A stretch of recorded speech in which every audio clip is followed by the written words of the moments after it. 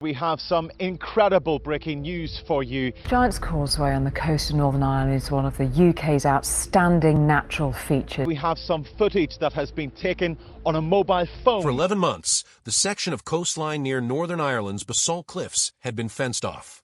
Steel barriers, faded warning signs about erosion. The kind of closure nobody questions because nobody wants to. Then, on a wet Thursday in March, the fence came down, not by accident but by permit.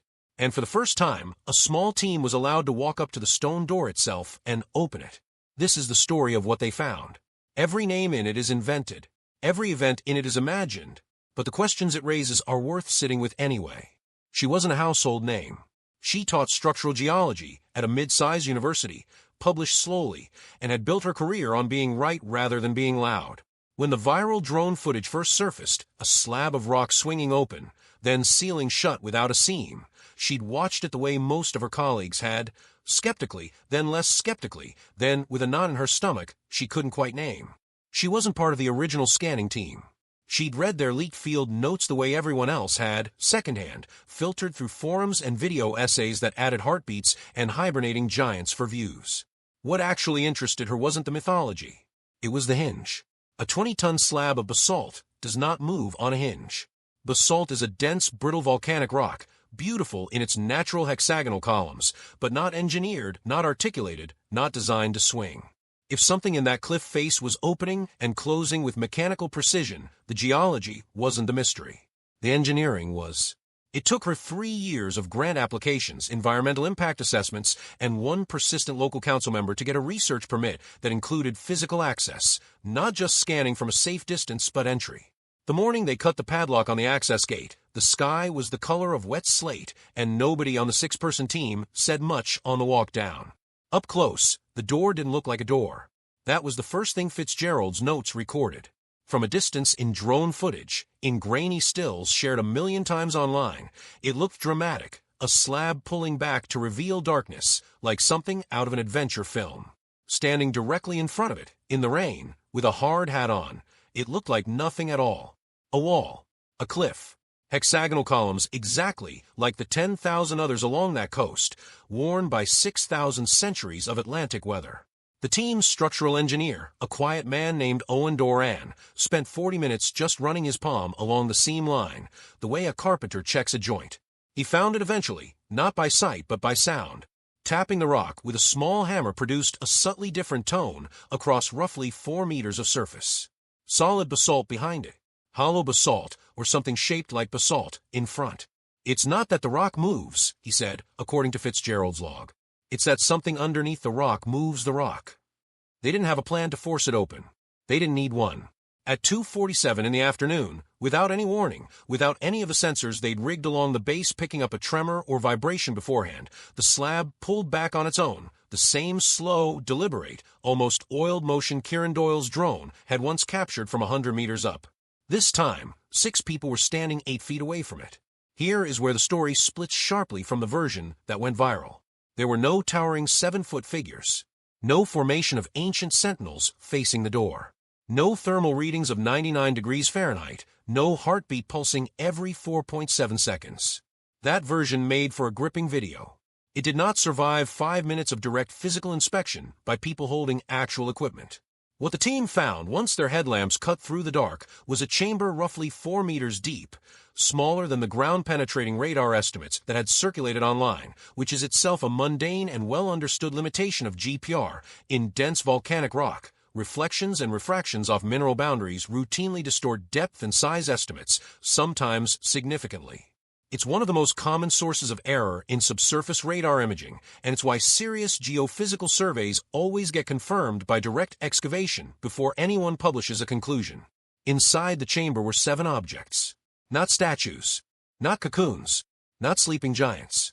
They were columnar basalt formations, but strange ones. Roughly cylindrical, each about the height of a person, standing in a loose cluster near the back wall. 2 eyes primed by a viral video, and in the beam of a single headlamp, they would have looked eerily humanoid, tall, upright, oddly evenly spaced. Under direct light, from 3 feet away, they looked like exactly what they were, a rare secondary basalt formation, columns that had cooled and fractured in an unusual radial pattern rather than the more common hexagonal one seen across the rest of the causeway. This isn't a fictional cop-out. Radial and columnar joint variation in basalt is a documented, if uncommon, phenomenon. It happens when the cooling lava's heat dissipates unevenly, often near a secondary intrusion or a pocket of trapped groundwater that boiled and altered the cooling rate. Geologists sometimes call these starburst or rosette formations. They can look startlingly organic if you don't know what you're looking at, especially in poor light, at a distance, on a drone camera compressed to a 10-second highlight clip. Fitzgerald stood in that chamber for a long time. Her field notes, later included almost verbatim in her dry, cautious paper on the find, read, "The formations are visually arresting." It is not difficult to understand why an untrained eye or a camera at altitude would read them as figures. They are not figures. They are stone. If the sleeping giant's theory collapsed on contact, the door itself did not. That part was real and arguably more interesting than anything a viral video could invent.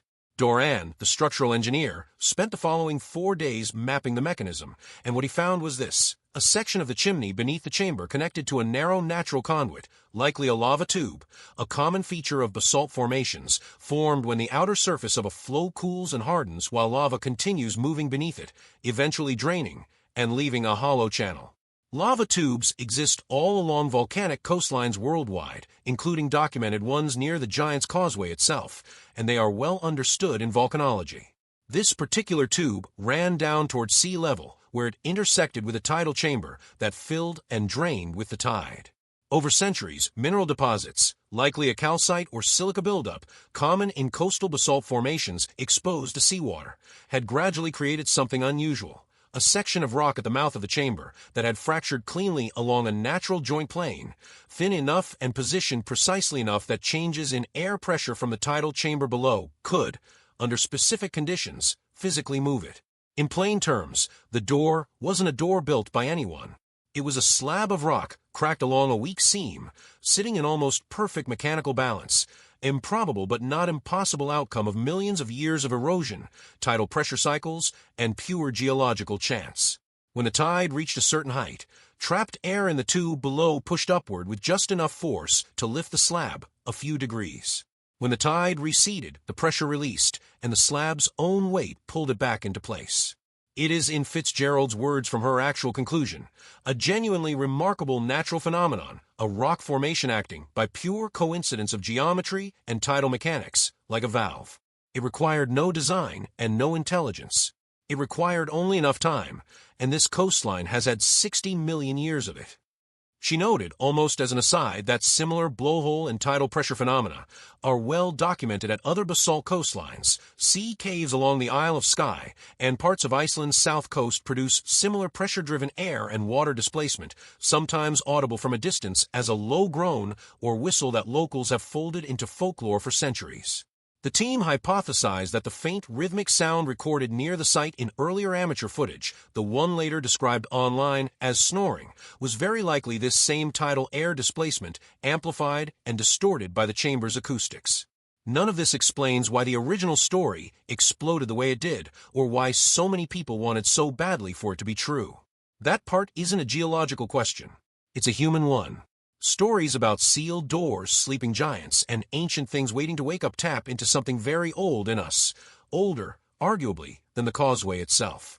Folklore around the real Giant's Causeway has always centered on Finn McCool, the mythical giant said to have built the stone columns as a bridge to Scotland. That story has been told for centuries, not because anyone believed it literally, but because a genuinely strange landscape invites a story big enough to match it. 40,000 naturally occurring hexagonal columns, uncannily geometric, look almost designed. The human mind resists coincidence at that scale. It wants an author. Modern viral content follows the same instinct, just with better production values. A moving slab of rock, captured on a consumer drone from 100 meters away, compressed into 11 seconds of footage, is genuinely striking.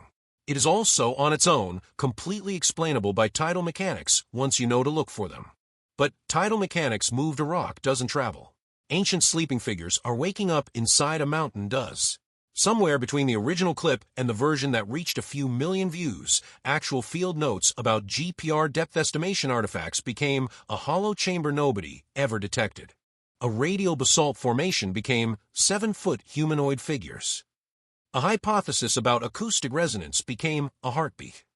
None of the people who added those details needed to lie maliciously. Most viral mystery content is built one small dramatic embellishment at a time, each one plausible on its own, until the accumulated story bears no resemblance to what anyone actually observed. This is worth taking seriously, not dismissing. Genuinely unexplained phenomena are rare, but they exist, and they deserve careful investigation rather than either credulous acceptance or reflexive mockery.